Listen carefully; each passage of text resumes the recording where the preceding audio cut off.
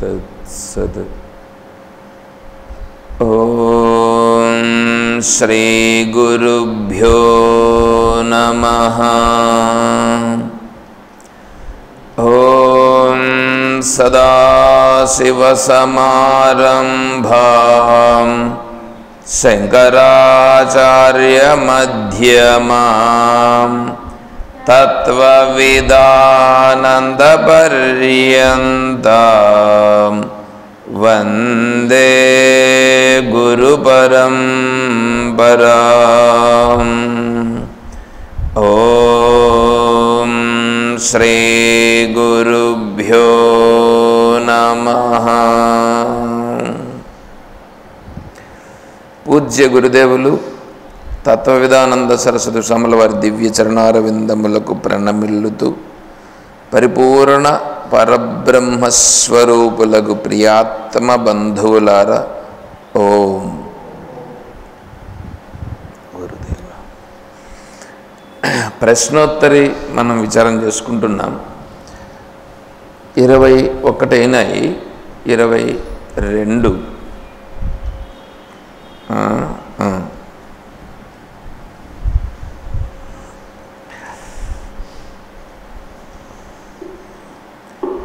కిం మండనం సాక్షరతాముఖస్య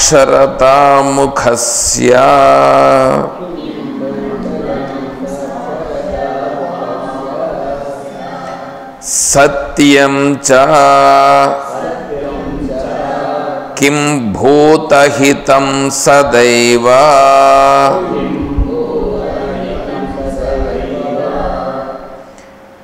కిం భూతహితం సదైవ కిం కర్మ కృత్వా నహి శోచనీయం కామారి కంసారి సమర్చనాఖ్యం.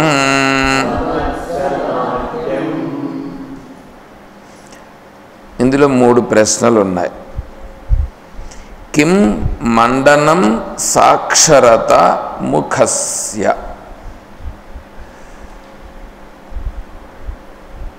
ముఖమునకు అలంకారము ఏది? ముఖానికి అలంకారం మండనం అంటే మామూలుగా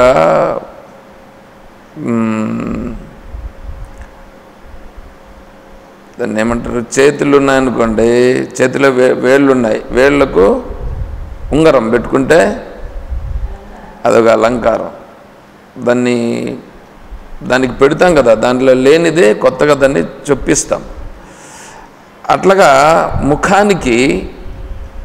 ముఖానికి అలంకారం ఏది పెడితే ఆ ముఖం అనేటువంటిది అలంకారం అవుతుంది. దానికి సత్యం చ సమాధానం చెప్పారు. సరే, తర్వాత భూతహితం కిం. భూతములకు హితం, భూతములకు హితమును కలిగించేదేది? భూతములు ఉన్నాయి కదా, మన చుట్టూ ఉండేటువంటి భూతములే. వాటికి హితము కలిగించుట. హితం అంటే మంచి జరిగేది. ఏం చేస్తే మంచి అవుతుంది? సదైవ. అదేనయ్యా, ఏది నీ ముఖానికి ఏది అలంకారం ఉందో ఆ అలంకారమే ఆ భూతములకు మంచి జరుగుతుంది. కిం కర్మకృత్వా నహి శోచనీయం. ఏ కర్మ చేస్తే శోచించవలసిన పని లేదు. ఏ పని చేస్తే ఈ పని ఎందుకు చేసినానబ్బా, ఈ పని చేస్తే ఇట్లా జరుగుతుంది అని కొద్దిగా కూడా మనస్సులో గిల్టీనెస్ లేకుండా ఉండాల. అది ఏది? కామారి కంసారి సమర్చనాఖ్యం. కామారి కంసారి అనేటువంటి వాళ్ళకు సంబంధించి అర్చన చేయడం. దీన్ని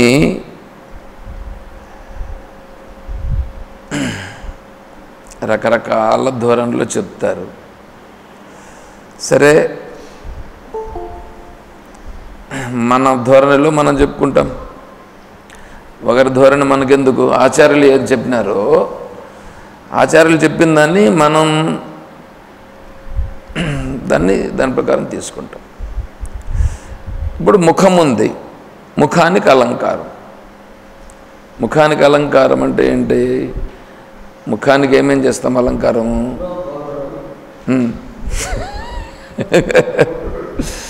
బొట్టు, చెవులకి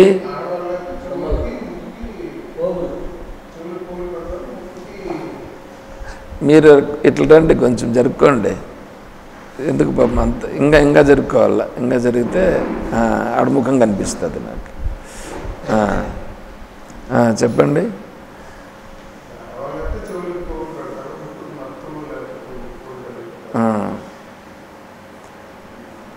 ఇప్పుడు అలంకారం, ముఖానికి అలంకారం ఏది చేసుకుంటే అది సరిపోతుంది. సరే, ఓకే, మీరు చెప్పినట్లు అది అనుకుందాం. భూతహితం, వీడు బొట్టు పెట్టుకున్నాడు అనుకో, భూతాలకు హితం జరుగుతుందా? ముక్కుకు ముక్కర పెట్టి చెవులకు దుద్దులు పెట్టి ఉంటే ఇతరులకు హితం కలుగుతుందా? మరి అది కూడా ఉంది కదా పక్కలోనే. పౌడర్ వేస్తే ఇతరులకు హితం కలుగుతుందా? వాసన వస్తుంది కానీ ఏమొస్తుంది?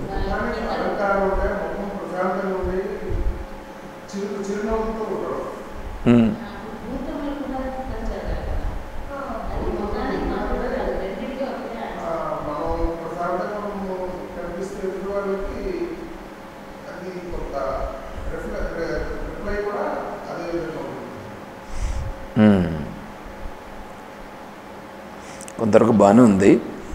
సరే, ఇక్కడ చూడండి, మీరు యజ్ఞం చేసేది చూసినారా? యజ్ఞం హోమమే. ఈ యజ్ఞం చేసేటప్పుడు దాంట్లో సమర్పిస్తారు కదా హవిస్సులు. దేనితో సమర్పిస్తారు? అది నెయ్యి ద్రవ్యం. దేనితో కట్టి ఉంటుంది, దాన్ని సృక్కు అంటారు. సృక్కు ఎలా ఉంటుంది? సృక్కు చేయలాగా ఉంటుంది. లాస్ట్లో ఏముంటుంది? ఇట్లా గరిటెలాగా ఉంటుంది. గరిటెలాగా ఉండి ఉంటుందా?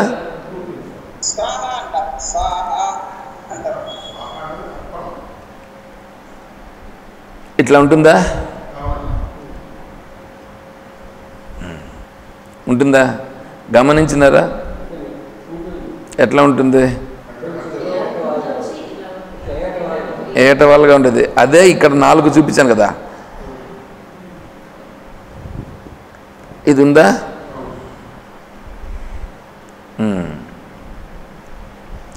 ఇప్పుడు ఆడ యజ్ఞం జరుగుతుంది. యజ్ఞం పరమ పవిత్రమైనదా? పవిత్రమైనదేనా? పవిత్రం కానిదేది? యజ్ఞం పవిత్రమైనది, పవిత్రం కానిదేది? పవిత్రమైనదని మీరు కితాబ్ ఇచ్చారు, మరి పవిత్రము అని తెలిసినప్పుడు పవిత్రం కానిది కూడా తెలియాలిగా.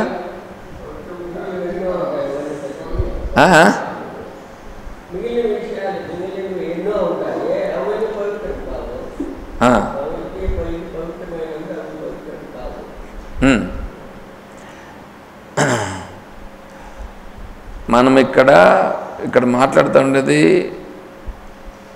భగవద్గీత దగ్గర కదా కూర్చున్నాం. యజ్ఞార్థాత్ కర్మణో అన్యత్ర, యజ్ఞార్థాత్ కర్మణోన్యత్ర లోకోయం కర్మబంధనః.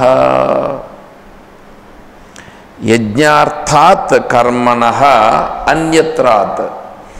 యజ్ఞము చేసేదానికంటే అన్యత్ర మిగిలినది వేరైనది లోకోయం, అది లోకానికి సంబంధించినది. అదేం చేస్తుంది? బంధిస్తుంది. బంధన. యజ్ఞార్థాత్ కర్మను అన్యత్ర లోకోయం కర్మబంధన. భగవద్గీత. ఏమండి? అంటే ఇప్పుడు ఏమైంది? యజ్ఞము చేస్తే బంధనం లేదు, కర్మ చేస్తే లోకంలో చేస్తే బంధింపబడతాం. అర్థమైందా? ఇప్పుడు ఉపనిషత్తులో కూడా ఏమి చెప్పిందంటే కుర్వన్నేవేహ కర్మాణి జిజీవిషేచ్ఛతగం శమాః ఏవం త్వయి నాన్యథేతోస్తి న కర్మ లిప్యతే నరే. కుర్వన్ ఏవ కర్మాణి. మనిషిగా పుట్టిన తర్వాత వీడేం చేయాలంటే కర్మ మాత్రమే చేయాలి. కర్మ అంటే ఏంటి? యజ్ఞమే. యజ్ఞమే కర్మ. యజ్ఞం కంటే వేరైనది కర్మ కాదు, అది బంధం. యజ్ఞము చేస్తే బంధం కాదు, యజ్ఞము కాకుండా వేరేది చేస్తే బంధం. ఎంతకాలం చేయాలి? కుర్వన్నేవేహ కర్మాణి జిజీవిషేత్. జిజీవిషేత్ అంటే జీవించుము. ఎంతకాలం? శతగం సమాహ. శతగం అంటే 100 సంవత్సరాలు. వీడు బ్రతికేది ఎంతకాలం? 110 సంవత్సరాలని చెప్తుంది. కాబట్టి 100 సంవత్సరాలు నువ్వు యజ్ఞం చేస్తూ బ్రతకాల్సింది. ఇది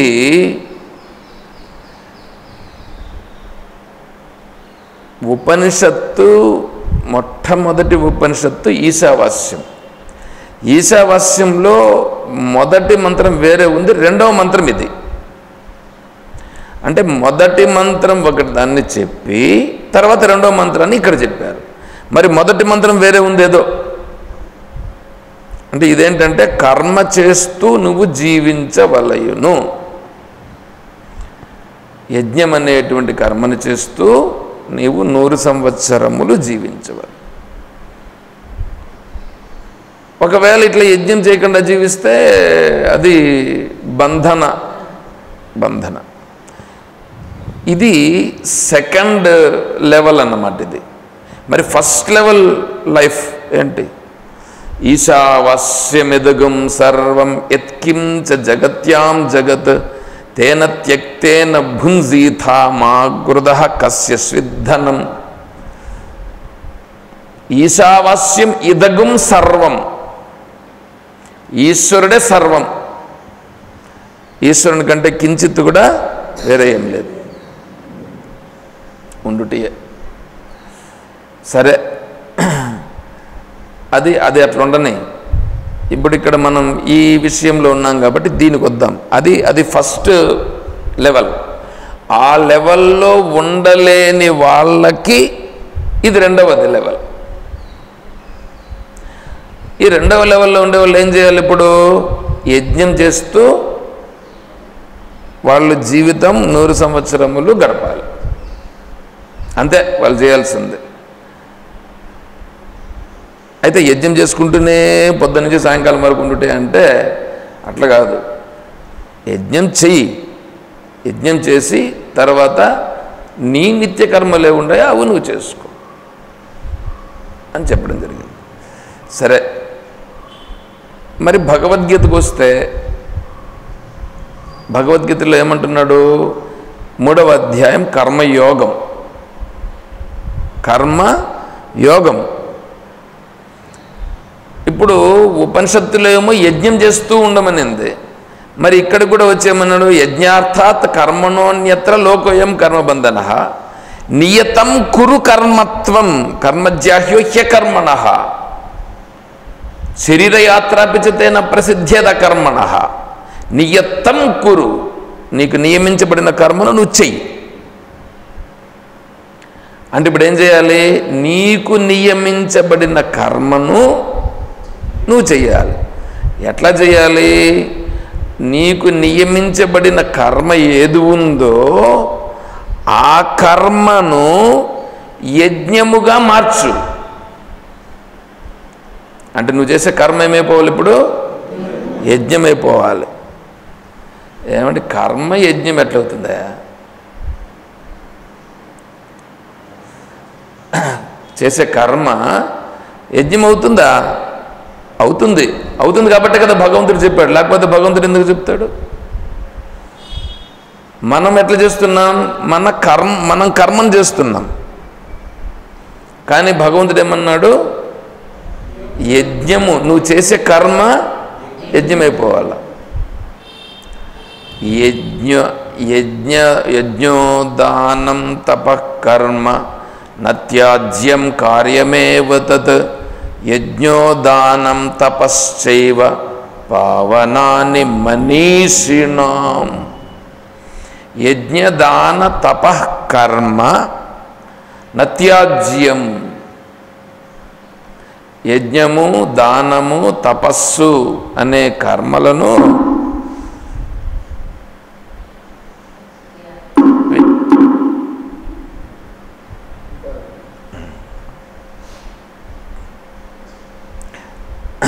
యజ్ఞము, దానము, తపస్సు అనేటువంటి వాటిని విడిచిపెట్టకూడదు. ఎందుకంటే యజ్ఞదాన తపస్సులు అనేటువంటివి ఏం చేస్తాయి? పావనాన్ని, పవిత్రం చేస్తాయి. దీనిని అర్థాలు మార్చేశారు.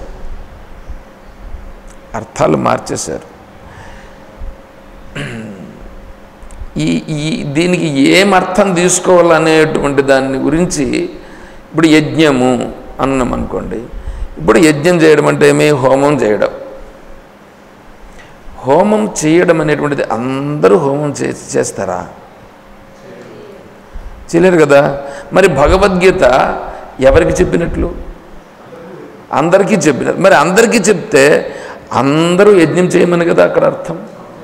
మరి అందరూ యజ్ఞం చెయ్యాలంటే వాళ్ళందరూ యజ్ఞం చేస్తారా? మరి అందరికీ సంబంధించినది అన్నప్పుడు అంటే అక్కడ ఏదో ఉంది, చెయ్యగలిగేది ఏదో ఉంది. ఆ చెయ్యగలిగేదాన్ని యజ్ఞం అన్నారు. అయితే ఈ యజ్ఞం కాదా? యజ్ఞమే, దాన్ని కాదని చెప్పట్లేదు, అది కూడా యజ్ఞమే. కానీ అందరూ చేయగలిగితే దాన్ని సామాన్య యజ్ఞం అని అంటారు. ఏదైనా సరే అందరికీ సంబంధించింది అయితే అది గొప్ప విషయం అవుతుంది. కొంతమందికే సంబంధించింది అయితే అది అంత గొప్పది కాదు, దాన్ని విశేషం అని అంటారు. ఇది సామాన్యాంశం, అందరి యందు ఉన్నటువంటిది సామాన్యాంశము, కొందరి యందే ఉండేటువంటిది విశేషాంశం. అయితే ఇప్పుడు ఇక్కడ ఈ యజ్ఞం అనేటువంటిది అందరూ చెయ్యదగినది, అందరూ చెయ్యదగిన యజ్ఞము. ఏమిటా యజ్ఞము? నువ్వు చేయదగిన కర్మను యజ్ఞముగా మార్చుట. నువ్వు చేయదగిన కర్మను యజ్ఞముగా మార్చుట. ఇప్పుడు సృక్కు ఉందిగా, ఇప్పుడు వద్దాం ఇక్కడికి. సృక్కు ఉంది. సృక్ అనేటువంటిది నేను దాన్ని చూపించాను ఇట్లా. అదేమిటి? నాలుక. అక్కడ ఉండేదేంటి? నాలుకది. నేను అందుకే నాలుగు చూపించిన. అంటే నువ్వు హోమగుండంలో ఏం చేస్తున్నావు? నెయ్యిని సమర్పిస్తున్నావు. నెయ్యిని వేస్తున్నావా, నెయ్యిని సమర్పిస్తున్నావా? వేయుట సమర్పించుట ఏం తేడా?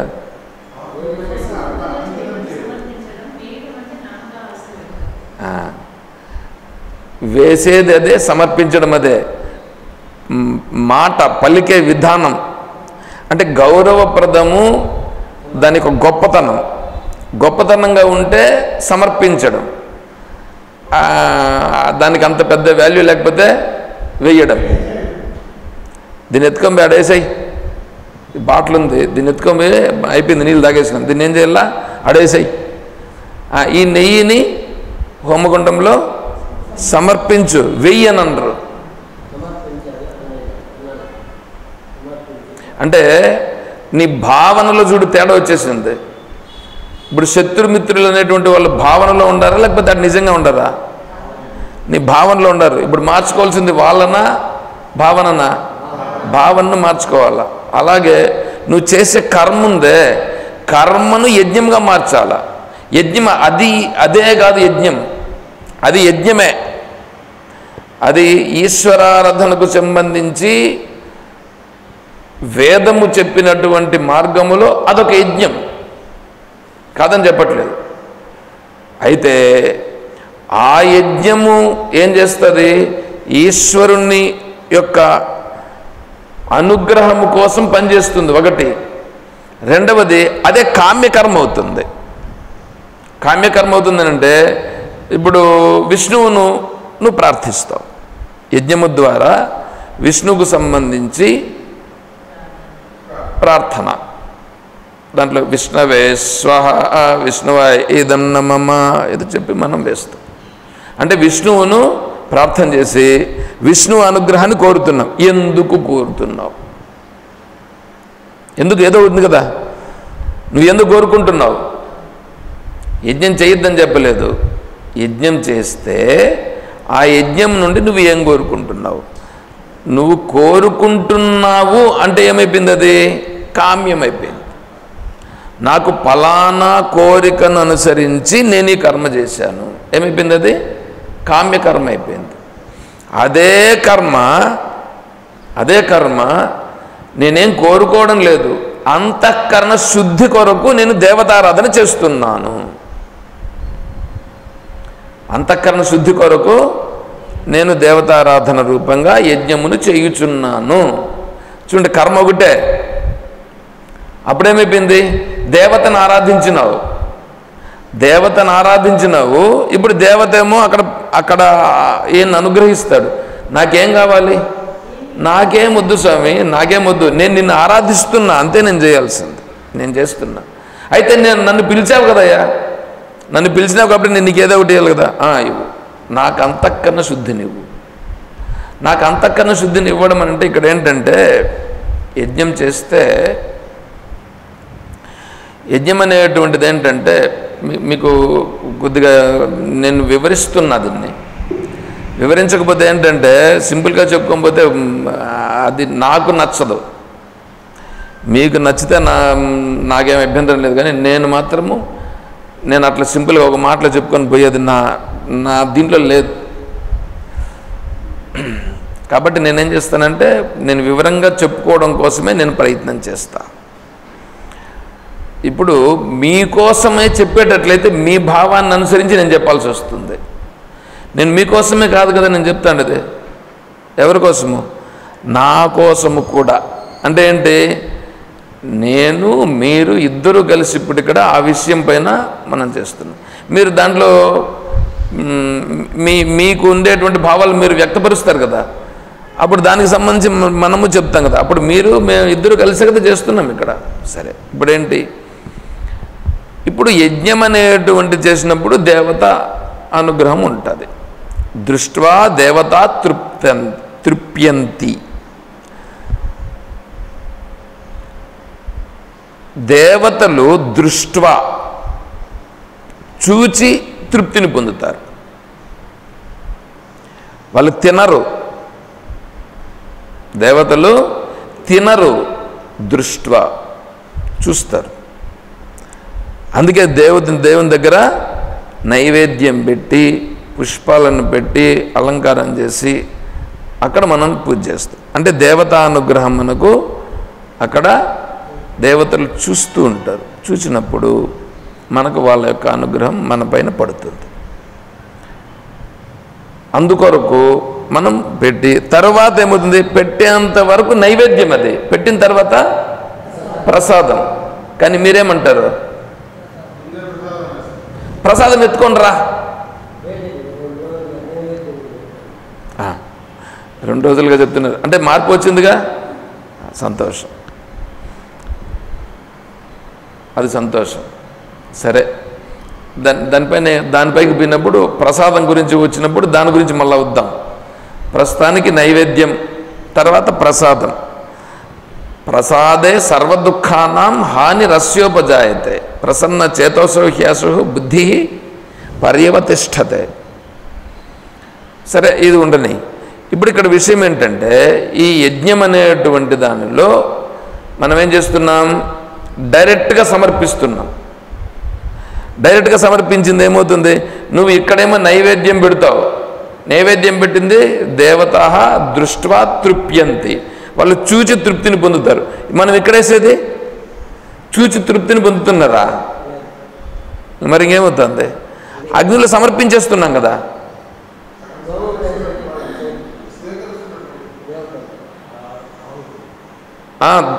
దేవతలకు మనం ఇచ్చేస్తున్నాం, అది మళ్ళీ వెనక్కి రాదు. అగ్నిర్ముఖం, దేవతలకు అగ్నిర్ముఖం, బ్రహ్మశిరః, విష్ణుర్హృదయం, ఇవంతా మళ్ళీ అక్కడ వస్తాయి. అంటే ఇప్పుడు ఏంటి? నువ్వు దేవతలకు ఏదైనా సమర్పించాలంటే ముఖము గుండా సమర్పించాలి, నోటి గుండానే కదా సమర్పిస్తాం. ఇప్పుడు దేవతలందరికీ ముఖం ఏమిటంటే అగ్ని. నీ శరీరం అంతా దేనిపైన నిలబడి ఉంది? నాలుక పైన వేస్తే అది లోపలికి పోతే లోపల అది తిని నిన్ను ఇది చేస్తాను, అవునా కదా? ఇప్పుడు చూడు, ఇప్పుడు ఈ పోలిక చూడండి. దేవతలకు డైరెక్ట్గా మనం సమర్పిస్తున్నాం, అది వాళ్ళు అగ్ని దేవుడు ఆయా దేవతలను అనుసరించి దేవతలకు ఇచ్చేస్తాడు. ఆయా దేవతలు వాటిని స్వీకరించి వీళ్ళను అనుగ్రహిస్తారు. ఇప్పుడు వీళ్ళను అనుగ్రహించినప్పుడు వీడు కోరికలు కోరుకుంటే అది కామ్యకర్మ అవుతుంది. కోరిక కోరుకోకపోతే నిష్కామ కర్మయ్యి అంతఃకరణ శుద్ధి అవుతుంది. అంటే ఇప్పుడేమైంది? ఇప్పుడు ఇది అర్థమవుతుంది కదా. ఇది మళ్ళా వస్తాను ఇక్కడ. ఇవన్నీ ఎందుకు చెప్తున్నానంటే ఎంతో ఒకటి చెప్పేదానికి ఉందన్నమాట, అందుకోసం ఇక్కడ వస్తున్నాం. సరే, ఇప్పుడేంటి? ఈ యజ్ఞం చేసినప్పుడు దేవతలకు ఇస్తూ ఉండి వీడు నేను ఆత్మస్వరూప స్థితిలో ఉంటాను అన్నాడని అనుకోండి. ఆ దేవతలకు ఇంతవరకు హవిస్సుల ద్వారా సమర్పించిన వాడు ఇప్పుడేమైపోయింది?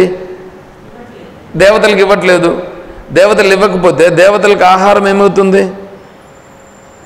ఇచ్చేవాడు ఒకడు పోయినాడు కదా. ఇచ్చేవాడు ఒకడు పోతే ఏంటంటే, ఈ దేవాన్ భావయత అనేన తే దేవా భావయంతవ పరస్పరం భావయంత శ్రేయపరమాప్స్యథ. భగవంతుడు ఏం చెప్పంటే, బ్రహ్మదేవుడు సృష్టించినప్పుడు దేవతలకు కావలసిన దాన్ని మీరు ఇవ్వండి, మనుషులకు కావాల్సిన దాన్ని దేవతలు ఇస్తారు. చెప్పినాడా? విన్నావా?